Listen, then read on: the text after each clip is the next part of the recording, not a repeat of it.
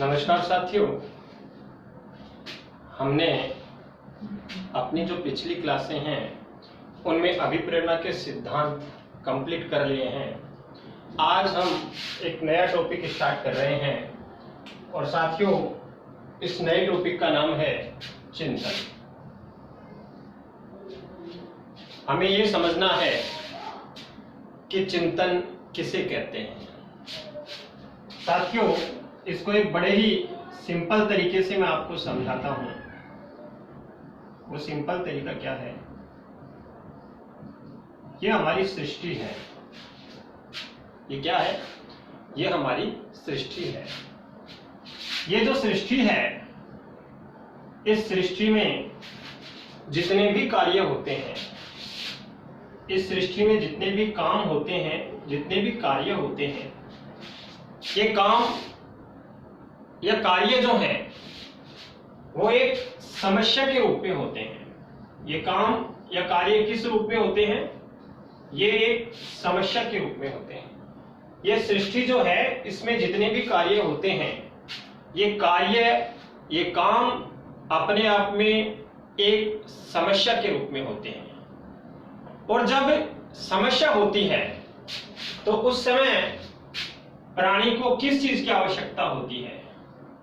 उस समय प्राणी को समाधान की आवश्यकता होती है। जब कोई समस्या होती है, उस समस्या के लिए प्राणी को समाधान की आवश्यकता होती है। ये जो समाधान है, इस समाधान को प्राप्त करने के लिए, इस समस्या का जो समाधान है, इस समाधान को प्राप्त करने के लिए व्यक्ति क्या करता है? व्यक्ति उस काम के लिए सोचता है। जो काम है वो काम समस्या है, तो उस काम के लिए क्या करता है? सोचता है। सोचने के साथ में समझता है। उस कार्य को सोचता है, उसके बारे में समझता है, उसके बारे में विचार करता है। जो कार्य है यानी जो समस्या है, उस कार्य के बारे में सोचता है, समझता है, उसके बारे में विचार करता है। जब इतना कार्य वो करता है तो उससे उसे किसकी प्राप्ति होती है? साथियों, उसे उस समाधान की प्राप्ति होती है। उसे उस समाधान की प्राप्ति होती है। तो ये जो समाधान प्राप्त करने के लिए व्यक्ति ने सोचने, समझने या विचारने का कार्य किया, इस कार्य को मनोविज्ञान की भाषा में चिंतन कहा जाता है। इस कार्य को मनोविज्ञान की भाषा में चिंतन कहा जाता है। अर्थात एक व्यक्ति समस्या के समय चिंतन करता है। एक बार पुनः इसको हम समझते हैं। सृष्टि में जितने भी कार्य होते हैं, जितने भी काम होते हैं, वे सारे काम अपने आप में समस्या के रूप में होते हैं। और जब समस्या होती है तो उस समस्या के समय ही व्यक्ति को समाधान की आवश्यकता होती है। अब समस्या का समाधान कैसे मिले, उसके लिए व्यक्ति सोचता है, समझता है, विचार करता है। जब इस प्रकार की क्रिया वो करता है तो उसे समाधान प्राप्त होता है। समाधान प्राप्त करने के लिए व्यक्ति के द्वारा जो ये क्रिया की गई, सोचने, समझने और विचारने की, उसी को मनोविज्ञान की भाषा में चिंतन कहा जाता है। इसका अभिप्राय यही हुआ कि व्यक्ति समस्या के समय ही चिंतन करता है। अब इस पूरे सांप्रत्य को, इस पूरे कॉन्सेप्ट को अपनी परिभाषाओं के माध्यम से सबसे पहले हम्फ्रे नामक जो मनोवैज्ञानिक हैं, उन्होंने इसको स्पष्ट किया है। उन्होंने क्या कहा है? समस्या के समय व्यक्ति में चिंतन का जन्म होता है।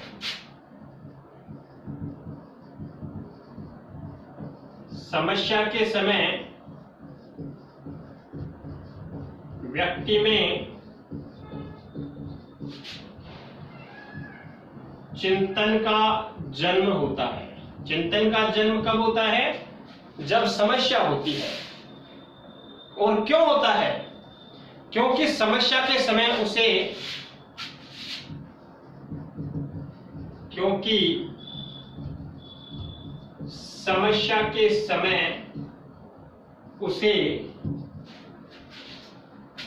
लक्ष्य नजर नहीं आता या लक्ष्य का रास्ता नजर नहीं आता।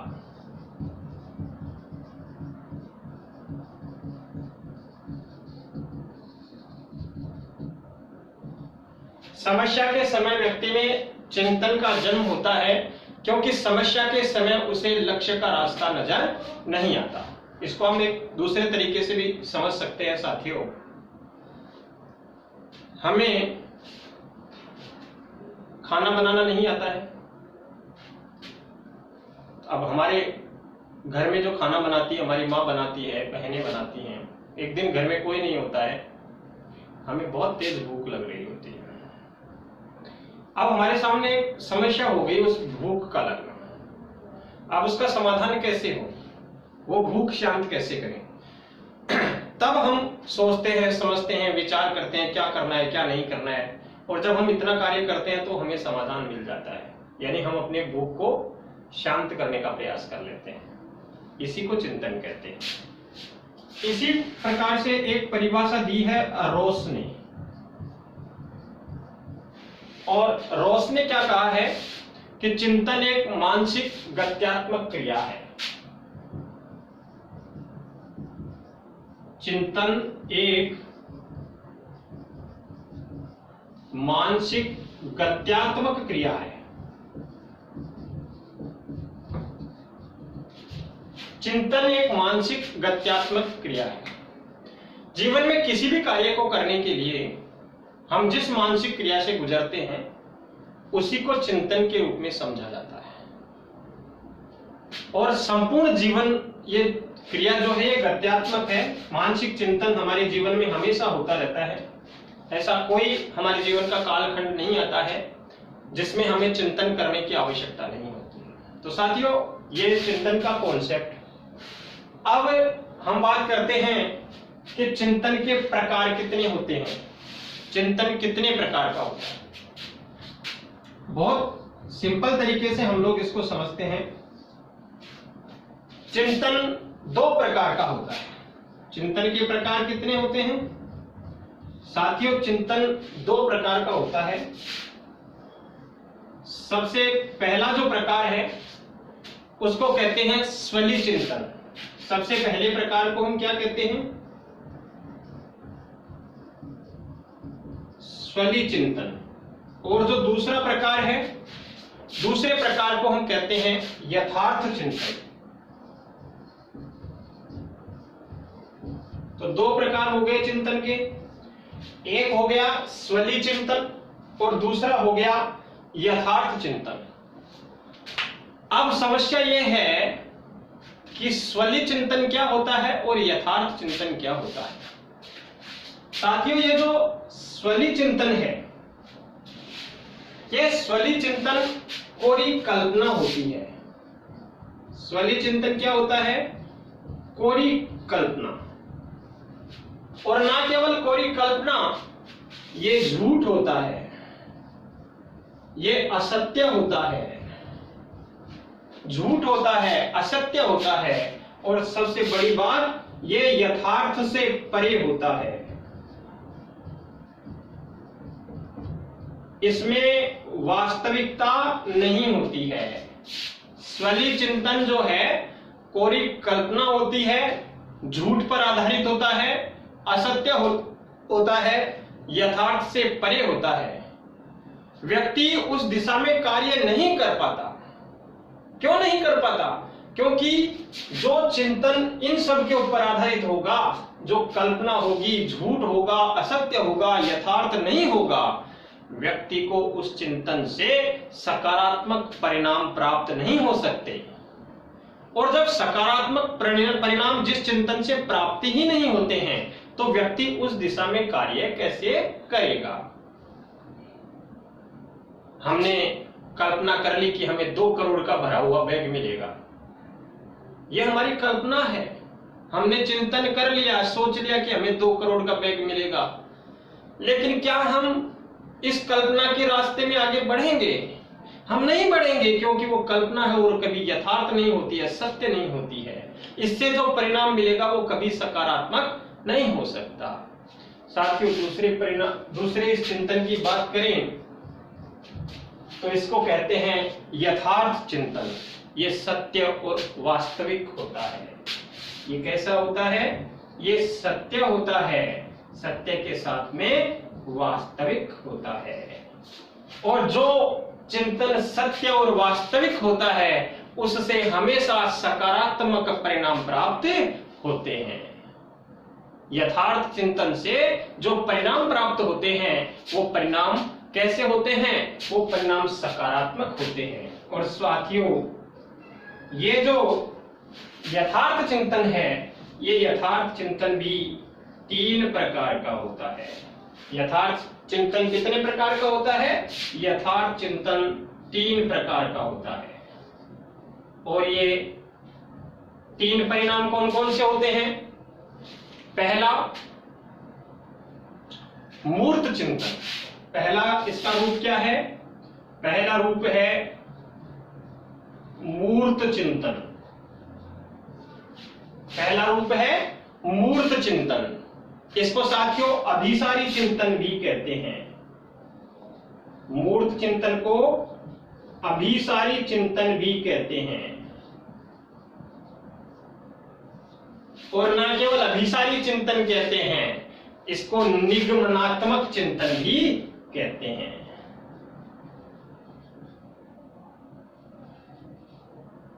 तो याद रखने वाली बात है, यथार्थ चिंतन का पहला रूप मूर्त चिंतन, अभिसारी चिंतन या निगमनात्मक चिंतन भी इसी को कहा जाता है। क्या होता है ये मूर्त चिंतन? क्या होता है ये अभिसारी चिंतन? या क्या होता है ये निगमनात्मक चिंतन? साथियों, वह चिंतन जब एक व्यक्ति किसी प्रत्यक्ष या ठोस वस्तु वह चिंतन जब एक व्यक्ति किसी प्रत्यक्ष या ठोस वस्तु या फिर किसी मूर्त विशेषता के संदर्भ में अपने विचार प्रकट करता है या उसके बारे में सोचता है, तो इसको हम मूर्त चिंतन कहते हैं। इसी को हम अभिसारी चिंतन कहते हैं।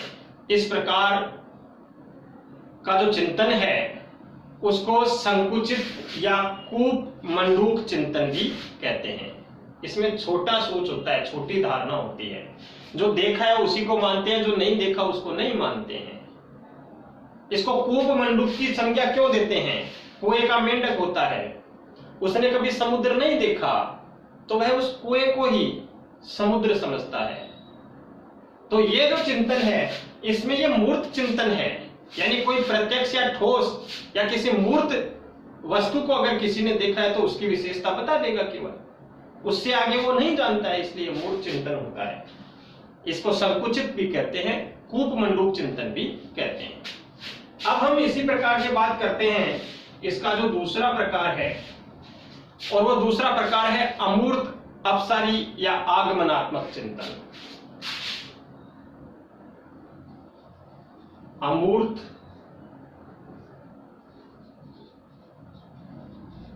अपसारी या आगमनात्मक चिंतन।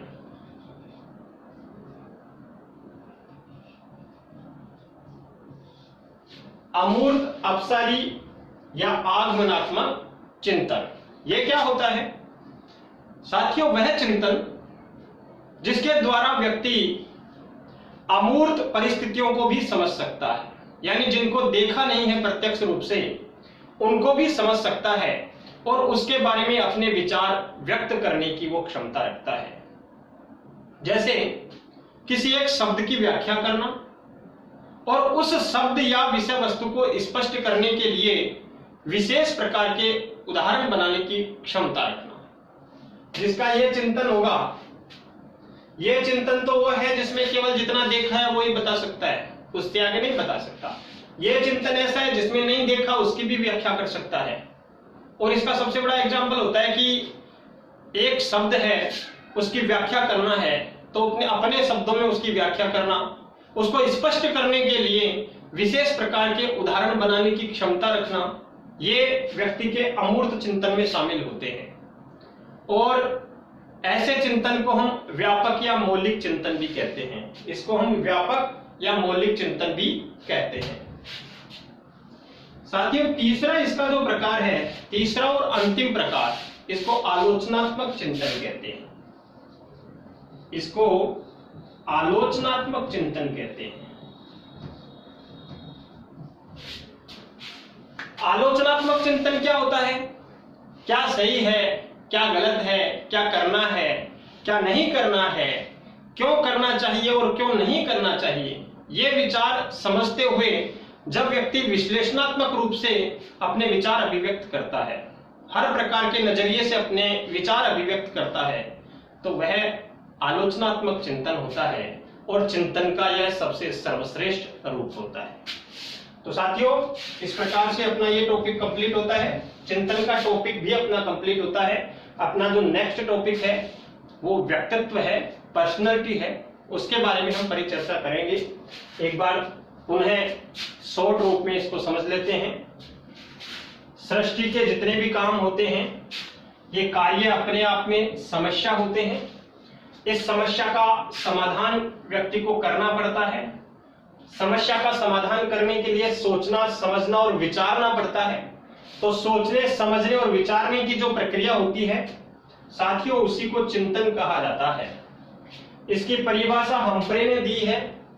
उन्होंने कहा है, समस्या के समय व्यक्ति में चिंतन का जन्म होता है। जब तक समस्या नहीं होगी व्यक्ति चिंतन नहीं करेगा, मनन नहीं करेगा, क्योंकि समस्या के समय उसे लक्ष्य का रास्ता नजर नहीं आता है। इसी को परिभाषित रोस ने किया है। उन्होंने कहा है, चिंतन ने मानसिक गत्यात्मक क्रिया है।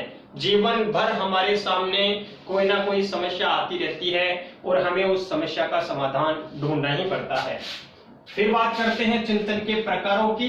साथियों, चिंतन के दो प्रकार होते हैं। एक होता है स्वली चिंतन और एक होता है यथार्थ चिंतन। जो स्वली चिंतन होता है वो केवल कल्पना पर आधारित होता है, और कल्पना पे आधारित है तो झूठा होता है, असत्य होता है, जिसमें यथार्थ नाम की कोई चीज नहीं होती है। ऐसी चीजें जो झूठ है, यथार्थ से परे है, उस दिशा में व्यक्ति काम नहीं कर पाता है। और वो नहीं कर पाता, इसका कारण ये है क्योंकि उसे पता है कि उस चिंतन से सकारात्मक परिणाम प्राप्त नहीं हो सकते। दूसरा यथार्थ चिंतन। यथार्थ चिंतन सत्य और वास्तविक होता है। इससे जो परिणाम प्राप्त होंगे वो सकारात्मक परिणाम प्राप्त होंगे। ये साथियों तीन प्रकार का होता है। एक मूर्त, जिसको अभिसारी या निगमनात्मक चिंतन कहते हैं। इसमें व्यक्ति जो देखता है वही बोलता है, जो नहीं देखता वो बिल्कुल नहीं बोलता। इसलिए इसको संकुचित या कूप मंडूक चिंतन भी कहते हैं। दूसरा अमूर्त, इसमें व्यक्ति जो नहीं देखता है उसकी भी व्याख्या अपने विचारों में कर लेता है। उसमें इतनी क्षमता होती है कि अपने उस एक शब्द को समझाने के लिए वह अलग प्रकार के, विभिन्न प्रकार के उदाहरण बना सकता है। इस कारण इसको मौलिक चिंतन कहते हैं, इस कारण इसको व्यापक चिंतन कहते हैं। और तीसरा होता है आलोचनात्मक चिंतन। यह चिंतन का सर्वश्रेष्ठ रूप होता है, जिसमें व्यक्ति हर प्रकार के दृष्टिकोण से सोचता है, ये काम करना है, नहीं करना है तो क्यों करना है, और नहीं करना है तो क्यों नहीं करना है। इन सारी बातों का विश्लेषण करते हुए अपने विचार प्रकट करता है। इस प्रकार से हमारा ये चिंतन का चैप्टर कंप्लीट होता है। अगली क्लास में पर्सनैलिटी के बारे में हम लोग विचार विमर्श करेंगे। धन्यवाद।